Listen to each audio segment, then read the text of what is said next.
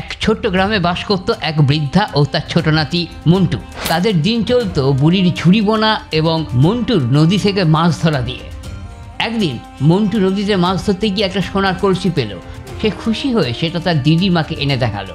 বুড়ি বলল, এটা আমাদের নয়, নিশ্চয়ই এটা কারো হারানো জিনিস। বুড়ি গ্রামের সবাইকে জিজ্ঞেস করলো, কিন্তু কেউ কলসির দাবি করলো না। একদিন এক ধনী জমিদার এসে বলল, এটা আমার, আমাকে ফিরিয়ে দাও। বুড়ি জমিদারকে বলল, তোমার যদি এই কলসি হয় তবে এর ভেতর কি আছে বলো দেখি। জমিদার সত্যি বলতে না পেরে চলে গেল। বুড়ি সে সোনার কলসি গ্রামের মন্দিরে দান করলো। গ্রামবাসীরা তার সততা ও সাহসের প্রশংসা করলো।